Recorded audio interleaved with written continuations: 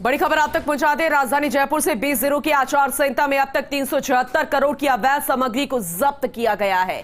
2018 की बात करें तो 2018 की आचार संहिता के 65 दिनों के मुकाबले 510% की बढ़ोतरी हुई है। जयपुर में 61 करोड़ 52 लाख के सीजर के साथ टॉप पर पहुंच चुका है।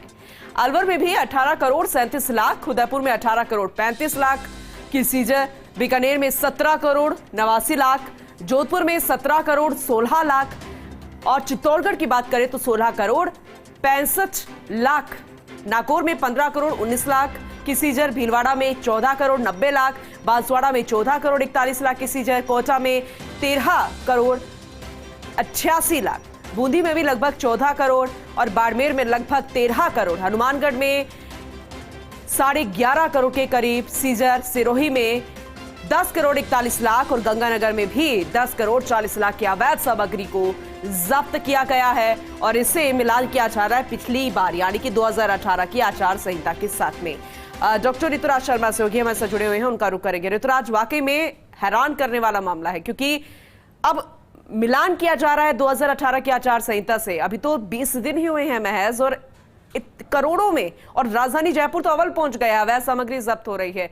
विस्तार से बताइएगा जानकारी।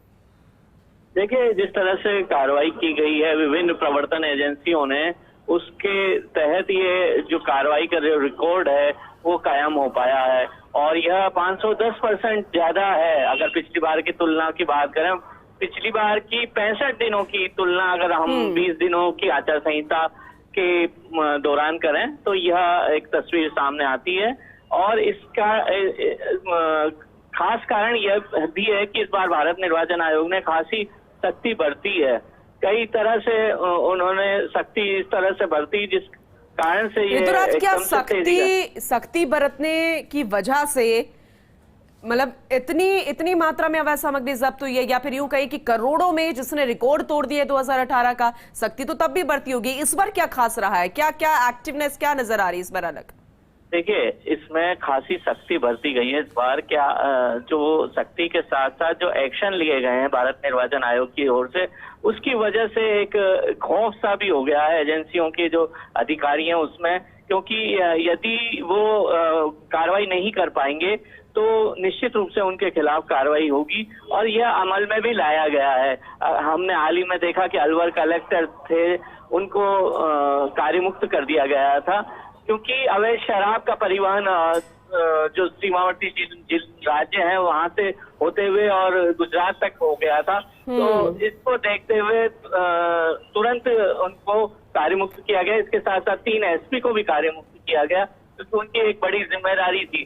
दूसरी खास बात नजर आ रही है कि जो तालमेल है प्रवर्तन एजेंसियों में, कई बार ये देखा जाता था पहले कि पुलिस अपने स्तर पर कार्रवाई करती रहती थी, आबकारी दल अलग कार्रवाई करता रहता था और एक आयकर विभाग और ईडी की कार्रवाई अलग अलग स्तर पर जारी रहती थी।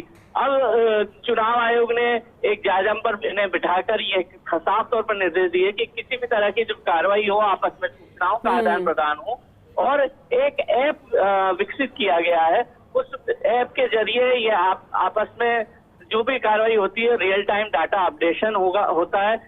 जिस दिन की कार्रवाई होती है उस दिन के रात 12 बजे तक ये रियल टाइम डाटा अपडेशन के साथ एक दूसरे को सूचना मिलती रहती है। दूसरी खास बात यह भी है कि एक की कार्रवाई अगर दूसरे को कुछ हद तक जो प्रभावित करती है, मान लीजिए अवैध शराब का परिवहन है तो उससे संबंधित कुछ इनपुट है जो दूसरे जिले में भी मिल सकता है, तो वहाँ के संबंधित एसपी थाना या आबकारी निरोधक दस्ता या अन्य तरह के जो भी एजेंसियां हैं उनके अधिकारियों को सूचित करके और कार्रवाई को अंजाम दिया जाता है। तो एक संयुक्त तालमेल की यहाँ पर तस्वीर नजर आती है जिसकी वजह से ये इतने बड़े पैमाने पर कार्रवाई हुई है।